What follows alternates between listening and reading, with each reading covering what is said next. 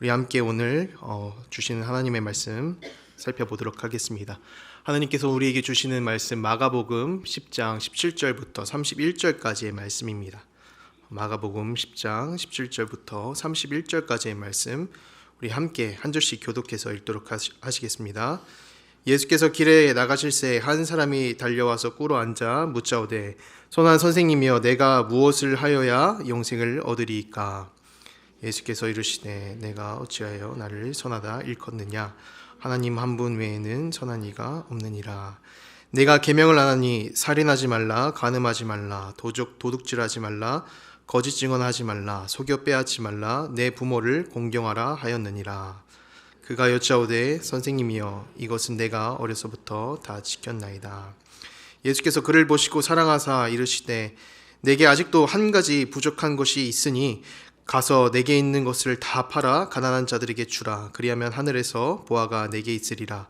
그리고 와서 나를 따르라 하시니 그 사람은 재물이 많은 고로 이 사람 인하여 슬픈 기색을 띠고 근심하며 가니라. 예수께서 둘러보시고 제자들에게 이르시되 재물이 있는 자는 하나님의 나라에 들어가기가 심히 어렵도다 하시니 제자들이 그 말씀에 놀라는지라. 예수께서 다시 대답하여 이르시되 얘들아 하나님 나라에 들어가기가 얼마나 어려운지 낙타가 바늘기로 나가는 것이 부자가 하나님의 나라에 들어가는 것보다 쉬우니라 하시니 제자들이 매우 놀라 서로 말하되 누가 구원을 얻을 수 있는가 하니 예수께서 그들을 보시며 이르시되 사람으로는 할 수 없으되 하나님으로는 그렇지 아니하니 하나님으로서는 다 하실 수 있느니라. 베드로가 여짜와 이르되 보소서 우리가 모든 것을 버리고 주를 따랐나이다. 예수께서 이르시되 내가 진실로 너에게 이르노니 나와 복음을 위하여 집이나 형제나 자매나 어머니나 아버지나 자식이나 전토를 벌인 자는 현세에 있어 집과 형제와 자매와 어머니와 전토를 100배나 받되 박해를 겸하여 받고 내생의 영생을 받지 못할 자가 없느니라. 같이 읽습니다. 그러나 먼저 된 자로서 나중되고 나중된 자로서 먼저 될 자가 많으니라. 아멘. 오늘 우리에게 주신 말씀은 예수님의 해결책입니다. 주님께서 주시는 해결책인데 우리는 살아가면서 수많은 고민의 문제와 또 우리가 생각하는 여러 어려운 것들을 만나게 됩니다. 내 스스로 해결할 수 있는 종목들이라면은 그냥 내가 해결하면 됩니다. 이건 크게 문제가 되지 않습니다. 그런데 왜 문제가 우리에게 있어서 문제가 되겠습니까? 내 스스로 해결할 수 없는 문제이기 때문에 이것은 우리한테 문제가 되게 됩니다. 그럴 때 우리한테 가장 필요한 것이 무엇이겠습니까? 그 문제를 완전하게 해결해 줄 수 있는 해결책이거나 아니면은 문제를 깔끔하게 고쳐줄 수 있는 해결사가 필요합니다. 이제 얼마 전에 집을 들어가려고 하는데 교회에서 이제 끝나고 집을 들어가려고 하는데요. 한 40분 정도 이제 문이 잠겨서 기다렸던 적이 있습니다. 문이 잠겨 있으니까 이게 제가 어떤 기술을 배운 것도 아니고 어떤 열 능력도 없으니까 이제 추운 그 밖에서 벌벌벌 떨고 있었습니다. 그래서 이제 열쇠공한테 전화해서 기다리고 있는데 저기 멀리서 이제 엘리베이터 문이 열리는 거예요. 그래서 그 열리는 문을 바라봤더니 이제 기사님이 오시는 모습이 보였습니다. 근데 그 기사님이 오시는 모습이 정말 마치 중세의 영웅 그 기사님처럼 너무 멋있어 보였습니다. 여러분 왜 멋있어 보였겠습니까? 제가 도저히 열 수 없는 이 문을 연 사람이 등장했기 때문에 너무 멋있어 보였습니다. 이처럼 우리 예수님께서도요, 우리가 해결할 수 없는 문제에 대해서 해결해 주시는 분이십니다. 그 문제가 무엇이냐면 바로 죽음의 문제입니다.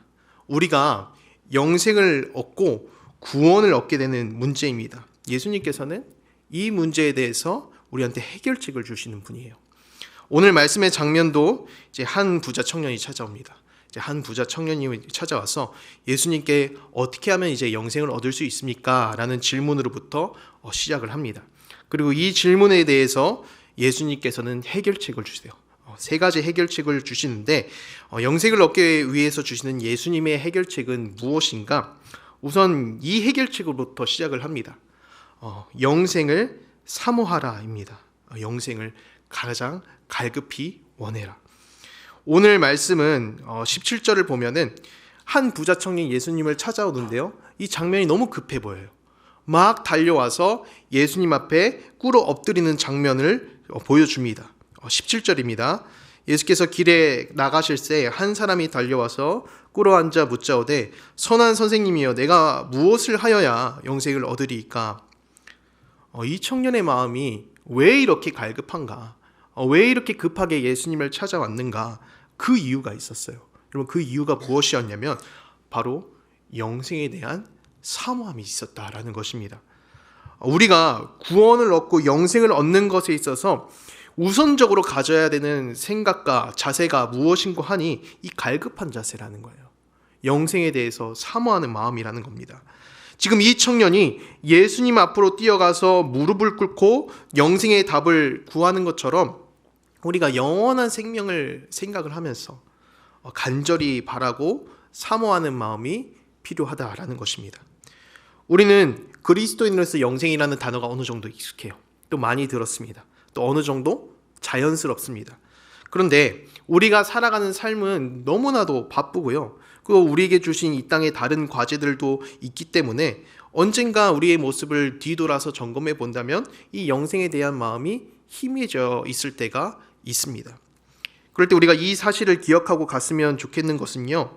영생은 사모하는 마음으로부터 시작한다라는 겁니다. 청년이 간절히 사모하는 마음으로 예수님께 나아가서 그 질문의 답을 얻었듯이 우리 가운데에 영생을 사모하는 마음이 필요합니다. 예수님께서 영생을 얻을 방법으로 우선 하나님께서 주시는 계명을 지켜라 라고 이렇게 말씀해요. 이렇게 말씀하자 이 청년은 너무나도 자랑스럽게 이야기합니다. 선생님, 제가 이건 어려서부터 다 지켰나이다. 그리고 이 대답을 한 청년을 바라보는 예수님의 시선이 너무나도 따뜻합니다. 21절 상반부 말씀인데요. 예수께서 그를 보시고 사랑하다 이르시되. 왜 예수님께서는 이 청년을 또 사랑스럽게 보시고 따뜻하게 보셨는가? 이 청년이 주신 그 하나님의 계명을 잘 지켰기 때문에, 물론 그런 실천의 모습도 있을 수 있겠지만 이 청년의 중심을 보면은 그 이유는 아니었어요. 하나님 나라는요, 영생은 어떠한 행위로 얻어질 수 있는 것이 아니었기 때문입니다. 그러면 예수님께서는 이 청년의 모습을 바라보면서 왜 이렇게 사랑스럽게 또 따뜻하게 바라보셨느냐? 바로 그 청년의 중심에는 영생에 대한 갈급함이 있었기 때문입니다. 예수님께서는 그 청년의 영생을 사모하는 마음을 보셨습니다. 제가 이제 군대를 다녀오고 잠시 6개월 정도 이제 태국 메소 지역에서 있었을 때가 있었는데요. 그곳에 이제 워낙 미얀마 사태로 인해서 난민들이 많으니까 주말만 되면은 교회에 아이들이 넘쳐났어요. 부모님들 다 일 나가시고 아이들을 교회로 보냈습니다. 그래서 이제 토요일 또 주일 되면은 그곳에 있는 교회 어린이들한테 가서 선물을 나눠주는 봉사를 했습니다. 이 선물 뭐 그렇게 큰 선물은 아니었어요. 요만한 그 작은 주스 팩, 뭐 오렌지 주스나 포도 주스 그런 팩이었고, 정말 그 과자 봉지 중에서 작은 과자 봉지 아시죠? 그거를 이제 한 세트로 해서 아이들한테 선물로 나눠주었습니다. 근데 이 아이들이요, 받는 태도가 다릅니다. 근데 어떤 아이들은 이제 이렇게 손을 내밀어서 주려고 하면요, 딱 이렇게 두 손을 펴고 기다리고 있어요. 공손하게 기다리고 있습니다. 그리고 선물을 받을 때도 이제 90도로 감사하다고 인사하면서 받습니다. 반대로 어떤 친구들은 제 손에서 과자를 훔쳐가는 친구들이 있어요.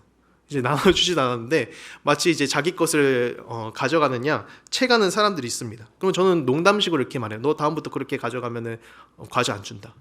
그렇게 얘기를 하는데, 저도 이게 연약한 사람인지라 여러분 누구한테 과자를 더 주고 싶겠습니까? 정말 간절히 원하고 또 감사하다는 친구한테 뭐라도 하나 더 챙겨주고 싶어요. 그 태도와 그 조그만 마음이 무엇이라고, 그게 정말 그렇게 예뻐 보였습니다. 우리 주님께서도 우리의 이러한 중심을 보신다라는 겁니다. 하나님은 사람이 아니시기 때문에 그 사랑에는 차별이 없을 줄로 압니다. 그런데 우리가 정말 영생이라는 것을 떠올리면서 이거를 마치 당연하게 여기는 것이 아니라 정말 두 손 딱 내밀어서 그 기다리는 그 자세처럼, 이 아이의 자세처럼 우리가 영생을 사모한다면 우리 주님께서 우리를 바라보실 때 얼마나 사랑스럽게 보시겠어요. 영생은요, 주님께서 우리에게 주신 선물입니다. 우리에게 주신 선물이기 때문에 간절히 바라야 되는 것이고요, 사모해야 하는 것입니다. 우리의 어떤 마땅한 행위나 행동으로 구원이 얻어지고 이걸 영생을 얻을 수 있다면은 그거는 그 행동에 대한 대가가 되겠죠. 그러나 영생은요, 선물이기 때문에 오직 하나님께서 주실 수 있는 이 선물이기 때문에 사모를 해야 한다라는 것입니다. 간절히 바라기는 영생을 사모하는 마음을 가지시는 샘물 성도 여러분들이 되기를 소망합니다. 예수님께서 주신 해결책 두 번째입니다. 구원을 누리기 위해서 우리가 무엇을 해야 하는가? 두 번째는 내려놓는 것입니다. 우리가 내려놓을 줄 알아야 된다. 그런데 그냥 내려놓는 것이 아니고요, 마지막까지 내려놓는 것. 이 신앙의 순종의 자세가 우리가 영생을 얻게 되고 구원을 얻게 된다고 오늘 말씀은 선포를 하고 있습니다. 이 청년은 어떻게 보면 엄친아였습니다. 정말 부족한 것이 없는 청년이었어요. 젊었고요. 무엇보다 젊은 청년이었고요. 다른 사람보다 비교할 때 건강했습니다. 그리고 많은 사람들한테 존경을 받는 사람이었습니다. 그 당시에 이제 사람들한테 존경을 받을 수 있는 가장 중요한 방법이 있었어요. 그것이 무엇이냐면 하나님께서 주신 계명을 잘 지키는 것을 보여주는 것이었습니다. 아, 저 사람은 하나님의 계명을 잘 지키는 사람이구나. 아, 저 사람은 저만큼 하나님의 말씀을 잘 지키네 라고 하면서 사람들이 존경했다라는 것이죠. 그리고 이 청년이 어렸을 때부터 계명을 지켰다라고 하니까 얼마나 사람들한테 많은 존경을 받았겠습니까? 그리고요, 이 청년도 본인이 그 사실을 알고 있었어요. 아, 이 정도로 말씀을 잘 지키고 내가 부족할 것 없이 하나님의 말씀을 잘 지키는데 하나님의 나라는 내가 따놓은 당상이지, 부족할 것이 무엇이 있겠어? 이렇게 생각을 했습니다. 그래서 어떻게 보면은 지금 예수님께 찾아와서 영생에 대한 질문을 하는 것도요, 자신의 영생을 인정받기 위해서 온 것이었어요. 청년이 질문합니다. 선생님이요, 어떻게 하면 영생을 얻을 수 있겠습니까? 이 질문에 대한 답으로 예수님께서는 그에 대한 답을 넌지시 던져주세요. 19절입니다. 내가 계명을 안 하니 살인하지 말라, 간음하지 말라, 도둑질하지 말라, 거짓 증언하지 말라, 속여 빼앗지 말라, 내 부모를 공경하라 하였느니라. 청년의 반응입니다. 그가 여짜오되 선생님이여, 이것은 내가 어려서부터 다 지켰나이다. 내가 어려서부터 다 지켰나이다. 선생님, 이 정도는 제가 어렸을 때부터 다 지켰죠. 이미 다 지켰습니다. 이 말에서 청년의 중심이 느껴지십니까? 인정해달라라고 하는 것입니다. 자신이 충분히 이만큼 의를 행했으니까 영생을 얻을 존재라는 것을 인정해달라라는 것입니다. 그런데 여기서 예수님은요, 이 청년에게 영생을 선포하지 않으세요. 왜냐하면 영생을 얻는 문제에 있어서 애초에 우리의 행위가 중요했던 것이 아니었기 때문입니다. 우리의 의의가 중요한 것이 아니었기 때문이에요. 너가 부족한 것이 하나 있다. 잘 봐라. 너가 부족한 것이 하나 있다. 너의 소유를 다 팔아서 가난한 자들에 나눠주고 나를 따르라. 이에 청년이 근심하고 떠나갔다라고 합니다. 왜냐하면 돈이라는 것은 이 청년에 있어서 전부였기 때문이에요. 다른 건 다 포기할 수 있다. 내가 다른 것은 다 내려놓을 수 있더라도 절대 포기할 수 없는 최후의 보루가 바로 이 돈의 문제였습니다. 지금 본인이 가지고 있는 이제 나의 나됨을 만들어준 힘, 또 자신을 자신답게 만들어준 것이 이 돈이라는 힘이었기 때문에 쉽게 놓을 수가 없는 것입니다. 오늘날도 이 돈의 힘은 굉장히 중요해요. 한 개인을 개인 이상으로 만들어줄 수 있는 힘이 바로 돈이라는 것입니다. 그리고 여기에 더해서요, 당시 유대 사회에서 이 재력이라는 것은 단순히 돈이 많다라는 그런 의미가 아니었습니다. 여기서 사람들에게 돈, 재력이라는 것은 하나님의 축복이었어요. 아, 저 사람 부자구나. 하나님께 복을 받은 사람이다. 이스라엘의 아버지 아브라함을 보십시오. 하나님께 복을 받은 자로서 많은 재산을 소유한 사람이었습니다. 욥 역시도 하나님의 복을 받은 자로서 소유가 많았다라고 합니다. 이삭도 마찬가지고 야곱도 마찬가지입니다. 그래서 이 청년에게 재물을 다 팔아서 가난한 자들에게 나눠주라라는 그 뜻은요, 단순하게 너가 가지고 있는 그 재물을 팔라는 그 의미가 아니었어요. 너가 가지고 있는 너의 그 마지막 의, 하나님께서 인정하신 그 마지막 의까지 내려놓아라. 예수님이 우리에게 무엇을 가르쳐주고 있는 것일까요? 영생을 얻기 위해 우리가 할 수 있는 것은 없다. 그 아무것도 없다. 영생은 주어지는 선물이라고 했잖아요. 선물. 내가 가지고 있는 마지막 의까지, 나를 나답게 만들어주는 그 마지막 자랑까지 내려놓지 않으면 생명 그 자체인 나를 따를 수 없다. 마지막 하나까지 내려놓을 수 있는 준비가 되어 있어야만 영생이 선물로 주어진다라는 것입니다. 제가 지금보다 더 청년이었을 때, 이제 완전 20살 때 일이었습니다. 그때 이제 인생 첫 아르바이트를 하는데 키즈 카페에서 일을 했었어요. 제가 워낙 아이들을 좋아하다 보니까 이제 한편으로 돈도 벌고 또 아이들 보면서 또 힐링도 하자, 일석이조의 이득을 챙기자, 그렇게 하면서 이제 키즈 카페를 했는데 반대로 육체적 피로감과 골병을 얻었습니다. 그때 깨달은 인생의 중요한 진리 두 가지가 있는데요. 우선 첫째는 애들 체력 무시하지 말자. 내가 아무리 젊다고 이제 막 갓 20살이라 해도 애들을 체력으로 이길 생각을 하지 말자. 정말 중요한 인생의 진리였습니다. 그리고 또 다른 하나는 애들 고집이 생각보다 세다였습니다. 장난감이든 이제 물건이든 키즈 카페다 보니까 여러 그런 게 있지 않겠습니까? 근데 이거 하나에 꼽히면은요, 애들이 하나에 꼽히면요 절대 놓질 않아요. 그리고 다른 친구한테 싸우지 말고 양보를 하라고 해도 양보를 안 합니다. 이제 키즈 카페 마감 시간이 다 되어서 청소도 하고 장난감도 원래 자리로 가져다 두면서 정리를 해야 제가 집에 가는데, 퇴근을 해야 하는데, 그 꼽힌 장난감에서 애들이 손을 못 댑니다. 그래서 저는 정리를 하고 이제 가야 되는데 하려고 해도 퇴근을 못 하는 겁니다. 엄마가 와서 말해요. 이제 집에 가자 하고 이제 손을 내밀어도 애들이 엄마 손을 붙잡지 못합니다. 왜 엄마 손을 붙잡지 못하겠습니까? 가지고 있는 장난감을 놓아야 엄마 손을 잡을 수가 있는데 이거를 못 놓으니까 엄마 손을 붙잡지 못하고 집도 못 가는 겁니다. 그래서 퇴근 시간 되도록 내내 그거 붙잡고 씨름을 하고 있는 거예요. 그 아르바이트 일을 하면서, 키즈 카페 일을 하면서 깨달은 마지막 진리는 인간의 본성이란, 우리의 연약한 심령이란 아무리 어려도 자기가 꼽힌 거 하나 놓는 게 너무 어렵구나. 그거 하나 놓기가 너무 어렵구나. 나의 모습을 보고 우리의 모습을 돌아봅니다. 여러분, 우리라고 이 아이랑 다를까요? 마찬가지입니다. 쉽게 내려놓을 수가 없어요. 이 얼마나 슬픈 본성입니까? 사울이 다윗을 죽이려 쫓아다니는 모습을 보면서 우리가 한 번 더 확인합니다. 다윗이 뭘 그렇게 잘못했다고 사울이 그렇게 쫓아다닙니까? 사울은 내려놓을 수가 없는 것입니다. 저 다윗만 없으면은, 쟤만 없으면은 내 손의 권력은 떨어지지 않는다. 저 다윗만 없으면 내가 가지고 있는 이 왕권은 나를 지키기에 영원할 것이다. 영원할 것이다.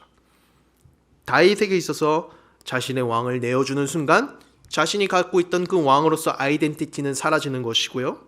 왕의 자리가 자신에게 있어서 전부이기 때문에, 모든 것이기 때문에 포기할 수가 없는 것입니다.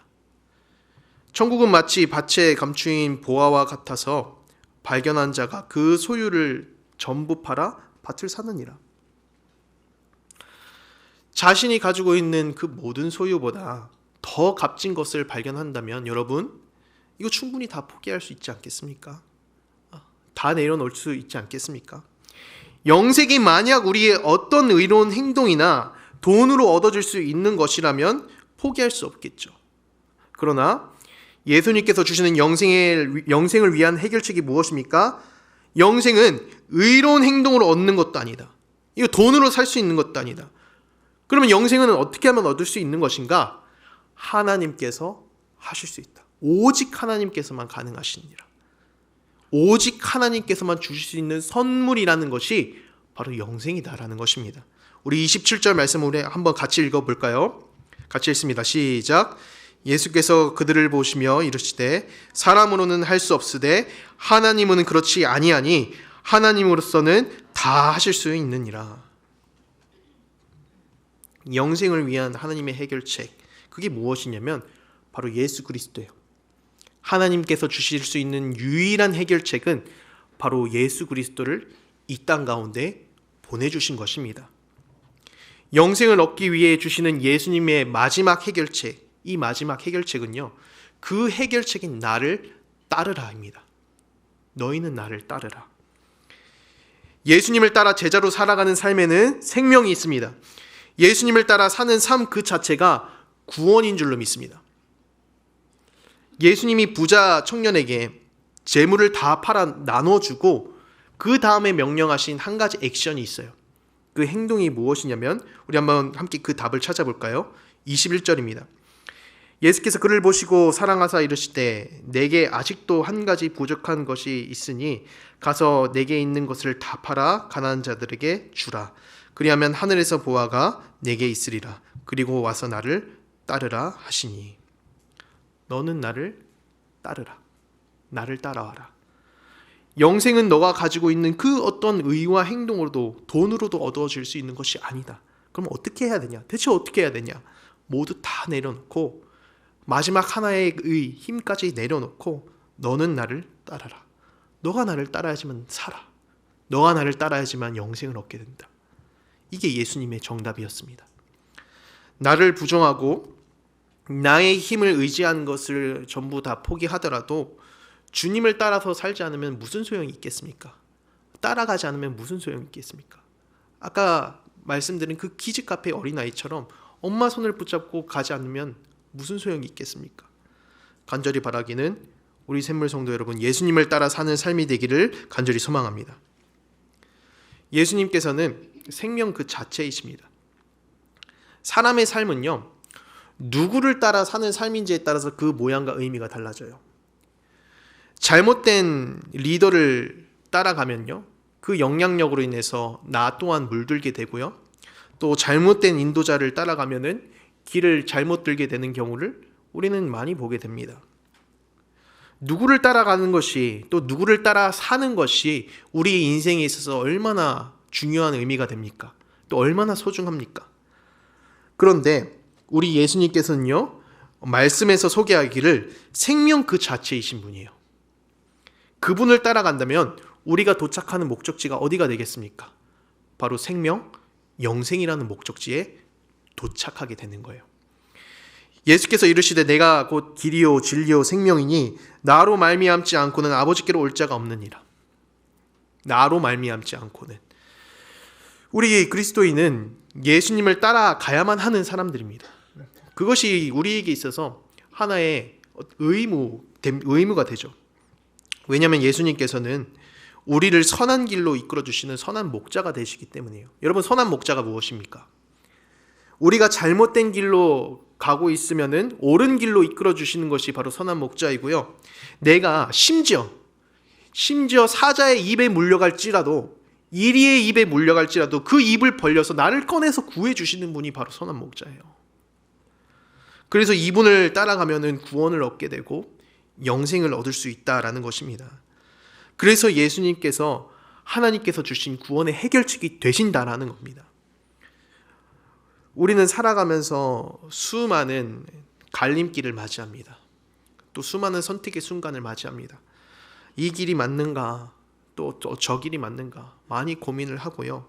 때로는 잘못된 선택으로 낙담 역시도 해요.